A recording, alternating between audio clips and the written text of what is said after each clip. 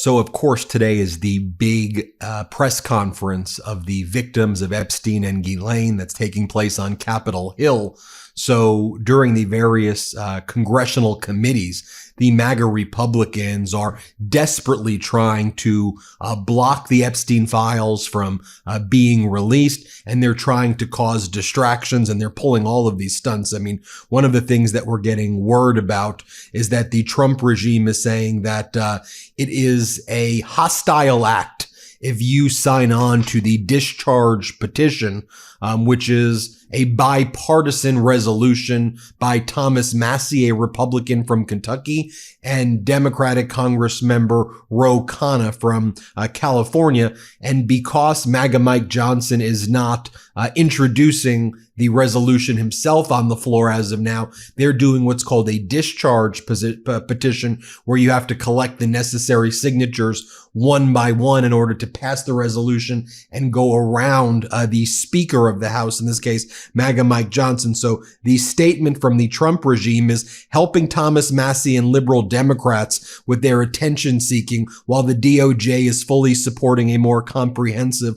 file release effort from the Oversight Committee, would be viewed as a very hostile act to the administration. So Trump saying, if you say release these files and you sign on to the Massie-Khanna bipartisan discharge petition to that resolution, it's a hostile act against the administration. But let me bring you inside the House Oversight Committee so you can see what's taking place in the various committees here as well. House Oversight and Rules and what's generally taking place. And Democratic Congressmember McGovern really exposed this beautifully when he called James Comer, who chairs the House Oversight Committee, in front of McGovern. And McGovern was like, Democratic Congressmember McGovern is like, so do you support the Massie-Khanna resolution, bipartisan resolution?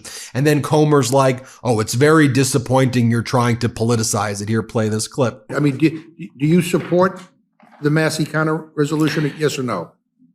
We're already doing it. And let me say, the discharge petition does not have the force of law. We've already subpoenaed. You can and look, no, and I'll let you. No, look, Mr. McGovern, it's very disappointing that you're trying to politicize this. We're trying to get answers. We're trying to do everything that's in this discharge petition, but you're trying to politicize it. No, it's a yes or no question. It's not a trick question.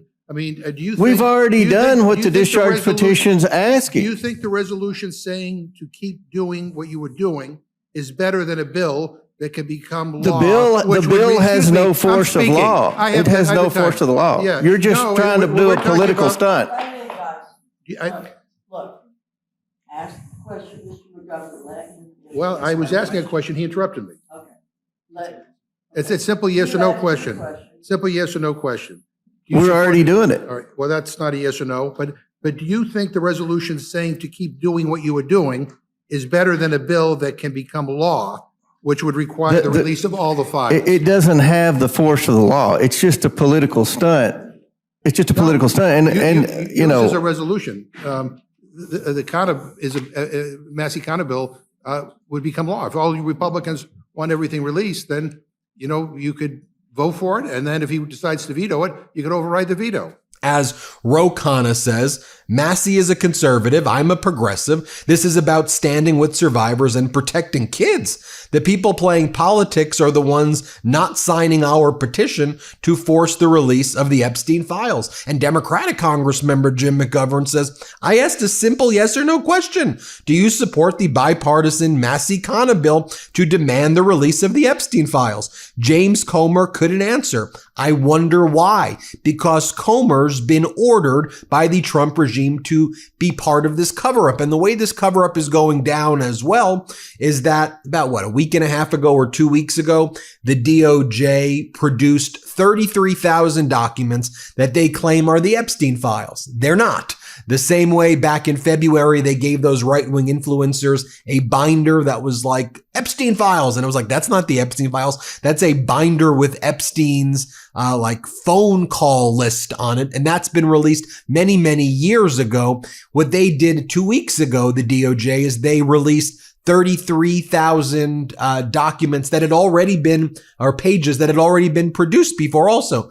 1% of what they produced was actually new stuff. And that's not the Epstein files of what we know to be out there. The stuff that likely also has Trump's name and all the powerful rich people who were part of this, potentially part of this broader conspiracy taking place. So James Comer's asked about Ghislaine Maxwell and should we do oversight regarding why was the Trump DOJ interviewing Ghislaine Maxwell like that, and they moved her to a minimum security facility and they gave her immunity. And James Comer is like, well, I think y'all are just jealous that Maxwell exonerated Donald Trump.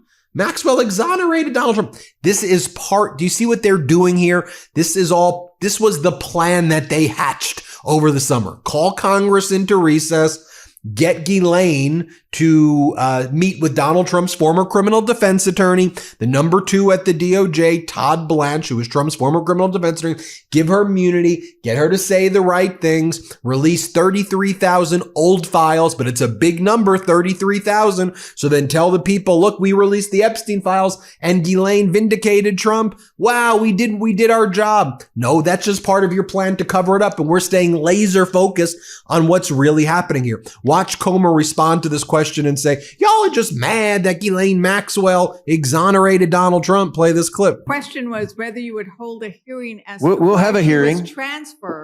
Why she was transferred after that. We'll have a hearing, and if someone wants to ask that question, they can ask it. You can ask any question. We'll have a hearing.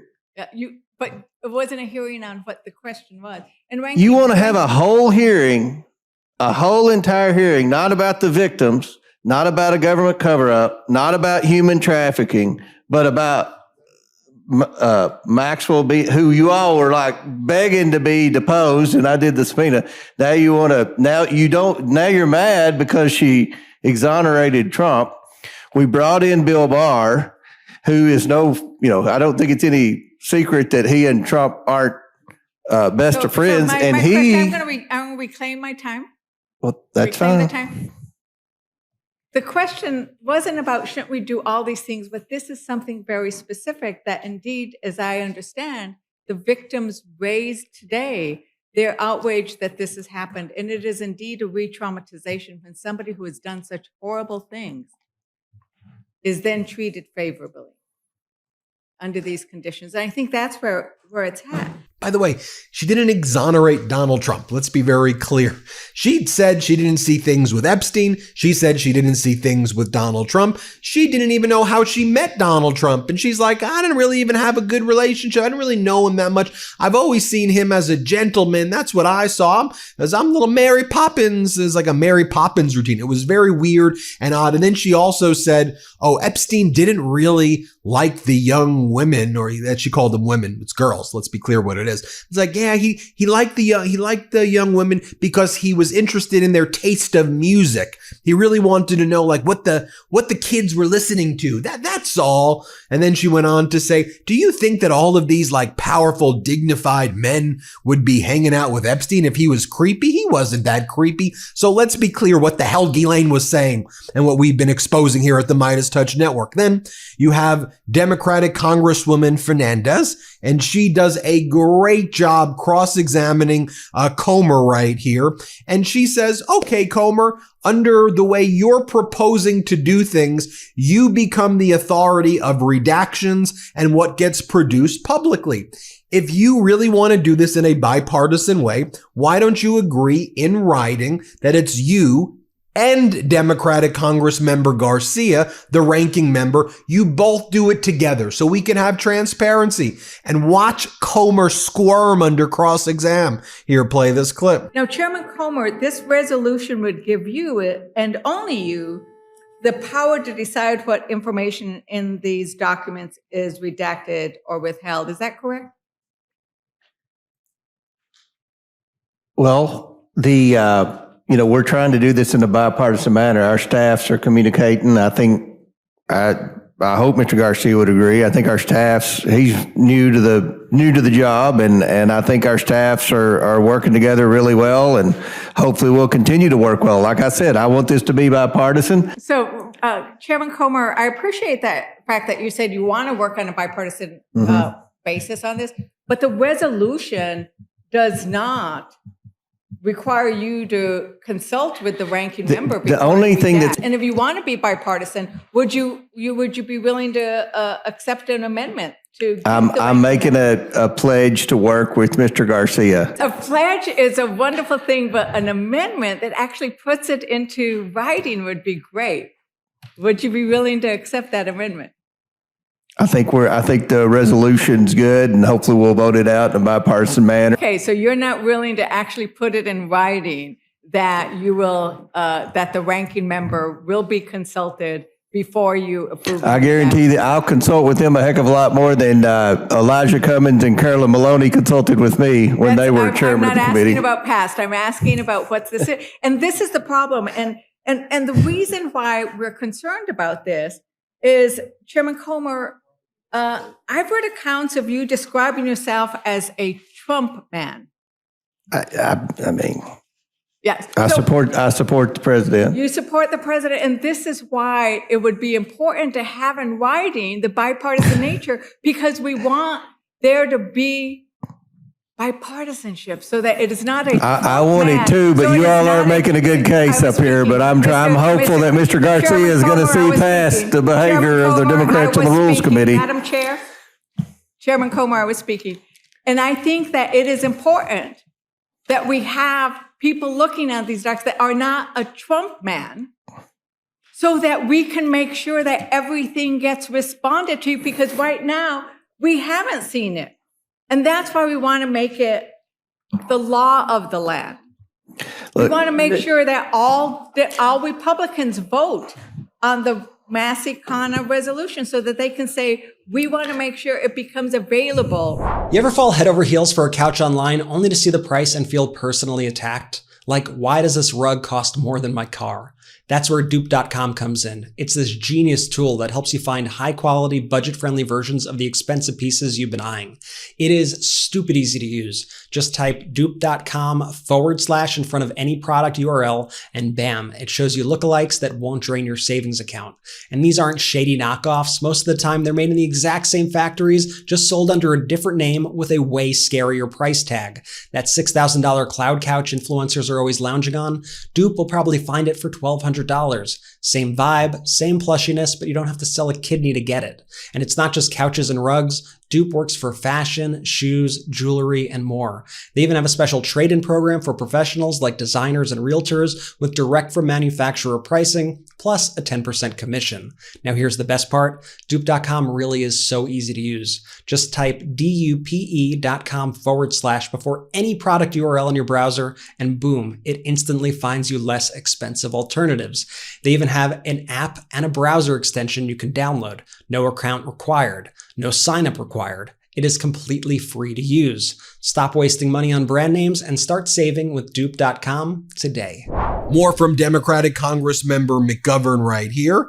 And McGovern makes it clear, okay, so you're investigating the mismanagement that led to Epstein's death. Who was in office during that time period? Here, play this clip. Mr. Comer, this resolution that is before us right now says that you're investigating mismanagement that led to Mr. Epstein's death. Mm-hmm. Who was the president of the United States when Mr. Epstein died in custody? I would assume it would have been Trump. Yeah. And I got to give a hat tip to Republican Congressmember Thomas Massie. He's been steadfast. He's been attacked every way by Trump and MAGA at this point. And Manu Raju from CNN asks Massie, so Donald Trump's calling this all a hoax, that Epstein's a hoax, the files are a hoax. What's your response, Massie? He gives a brilliant response. Play this clip. The president's called it a hoax. He's called it a hoax. I hope he doesn't say that after tomorrow when 10 of the survivors testify in public. That would be very disrespectful. Next, Manu Raju asks MAGA Republican Congressmember Lauren Boebert, who, by the way, signed on to the bipartisan discharge petition with with Massie and with Kana. And here she's asked by Manu Raju. It says, Donald Trump is calling this a hoax. What do you have to say about it? Watch her response. Let's play this clip. American people have been demanding answers. I've been demanding answers, and I would like to see what's actually there. The president's called this a hoax. And maybe it is. We'll see. But I think that we should have transparency. More from Thomas Massie right here. Here, play this clip where he says, look, the documents that the DOJ turned over, it's like 1% of what they possess. And they've turned over 97% of what's already been released. Like, what the hell are they doing? Watch Massie cook. Here, play this clip. It's like only 1% of what they possess. And 97% of it's already been released. I'm afraid this is going to be like Pam Bondi's binders. Is people are going to dig into it and say there's nothing new here. They haven't given us anything. They've given us the sleeves off their vest. Here was an interesting part where you had MAGA Republican Congresswoman Nancy Mace say she's not worried about crossing Donald Trump on Epstein because she goes, Donald Trump is the one who banned Epstein from Mar-a-Lago. He was an FBI informant. He talked to the feds to get this guy turned over. So Donald Trump is a hero in all of this. It's interesting for her to say that Trump was an informant. That's new. But by the way, that's what Michael Wolff, Donald Trump's former biographer and Epstein's potential biographer, actually was saying that Epstein believed that after Epstein and Trump were involved in potential litigation and Trump screwed over Epstein on a real estate deal where Trump sold a property in southern Florida for twice the purchase price. He scooped the property out of that when Epstein said he was going to buy it, and Epstein was pissed, and Epstein was wondering, how'd you get this Russian oligarch to double the price of what you bought it for, Donald? Epstein actually thought that because he and Donald were involved in, let's just say, a lot of things together, we'll just say that things, that Donald may have said, Donald's not the hero in this story. Donald was aware of what Epstein was doing for reasons, and that Epstein was like, maybe Donald was an anonymous source that told on me to avoid the litigation that may have been coming Donald Trump. So it was actually one of the things that Epstein thought, like, whoa, because Trump was there with Epstein and saw a lot of things as well. Let me show you this as well. But Trump was not the good guy, and he's very much the bad guy in that story. Anna Paulina Luna right here. Here's what she's got to say. Play this clip. Is there more information beyond these 33,000 pages that needs to come out? There's going to be names. The attorneys kept emphasizing you need to follow up on the names. These girls are not just making this up. These are some of the wealthiest people probably in the world. And we'll start from there. More from Thomas Massie. Let's play it. Look, if my legislation were redundant, why would the White House be trying to stop it? Mm-hmm. It's not redundant. There are things that the White House doesn't want out there that my legislation would cause to be released. And that, I mean, even the White House doesn't believe that the Oversight Committee has released everything. More from Thomas Massie here. Let's play it. Jobs, the economy, those are always the big issues. But you really can't solve any of that if this place is corrupt. What do you mean if this place is corrupt? Well, I mean, if they're going to cover up for rich and powerful and politically connected people, which is still what is happening right now here. Are you worried about the blowback that you're facing from the White House, from the president? He continues to attack you for taking steps like this. Look, I got 3 billionaires right now running ads against me in Kentucky, and one of them's in Epstein's black book. So I'm not worried about it. I've already poked the hornet's nest here. And, once you're in for a penny, you're in for a pound. We're going to get these files released. Here is Democratic Congressmember Garcia talking about how the documents that were turned over by the DOJ were all these old documents. Play this clip. Most of the documents that were sent to our committee, those initial documents were given to right-wing influencers back in February. The files and the full report, according to the Attorney General, were sitting on her desk ready to be released. We know that the Attorney General herself has shared with the president directly that he is also in the files. The reason, and we don't understand why this cover-up by the president continues to not release the full files. And so the discharge petition is an important additional step forward for the Congress, the full Congress, to be on record to release the full files. And here was Democratic Congressmember Dan Goldman talking about the massive cover-up. Here, play this clip. Mike Johnson shut down Congress a week early because he didn't even want to deal with these Epstein files. But the fact of the matter is this is a cover-up. This is a massive cover-up. They're not just stonewalling. They're trying to do it through charades and sleight of hand, so to speak, but they are covering something up. This Donald Trump was hot to trot, and Kash Patel and Dan Bongino were leading the charge to release the Epstein files. Now, all of a sudden, they don't want them released. They are trying to hide something. And by releasing these documents, most of which have been released before, others will not have any relevant information. My suspicion is that the Oversight Committee is colluding with the Department of Justice. If you look at a resolution, an alternative resolution they're going to present this week, it does not call for the witness statements. It gives all sorts of, goes through many different sections, types of information that should be released. It does include the witness statements. If it doesn't include the witness statements, then it doesn't include the core of the Epstein files. One more clip here from Congressmember Goldman. Let's play it. Congressman, do you think, it seems like there's nothing really new in these so far. There's nothing new. This is all a charade. This is all an effort by the DOJ at Trump's direction to collaborate with Chairman James Comer and the top Republicans in Congress to give the Republicans enough so that they have political cover to conceal the Epstein files and whatever it is in there that Donald Trump is so desperate to hide after he was so desperate for it to be released. And on a slightly different topic, here are Republicans on the Rules Committee voting down an amendment that would require the Speaker to hang a plaque honoring Capitol Police officers who protected members of Congress on January 6th, which is already required by law. There's a law saying you have to post this, but they're not doing it. Why? Because Donald Trump is a vile piece of trash. Play this clip. Is there any further discussion on the amendment?